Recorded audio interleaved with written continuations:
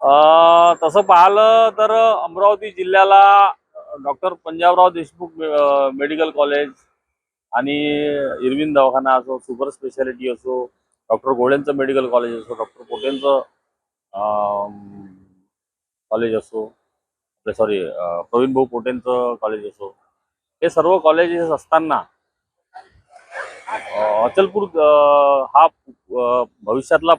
जिल्हा असल्या कारणाने आणि आता सुद्धा जेवढ्या डफरीन जो म्हणजे स्त्री रुग्णालय आहे आणि अचलपूरचं स्त्री रुग्णालय आहे, या दोघांच्या तुलनेत जर डिलिव्हरी जर होत महिन्याच्या डिलिव्हरीची संख्या जर पाहिली, महिलांच्या प्रसूतीची जर संख्या पाहिली तर जवळपास 500च्या घरात आहे. म्हणजे अमरावतीला सुद्धा 500च्या जवळपास होतात आणि अचलपूरला सुद्धा 500च्या जवळपास होतात. अशा परिस्थितीत मेळघाट आहे, चिखलदरा आहे, धारणी आहे, त्याच्यानंतर अचलपूर आहे, चांदूर बाजार आहे, अंजनगाव आणि दर्यापूर आहे, असे 6 तालुके जर जोडले गेले तर आणि त्या भागाला जर अशा प्रकारची सुविधा उपलब्ध जे जे खरी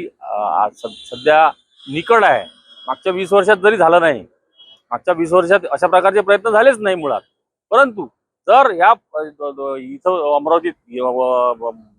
वन क्षेत्रातली जागा आहे किंवा इथं जागा आहे किंवा तिथं जागा आहे, अशा परिस्थितीत जर अचलपूर त्या मुख्य भागी जर ते झालं तर मेळघाटमधल्या दुर्गम भागातील रुग्णांना, चिखलदरा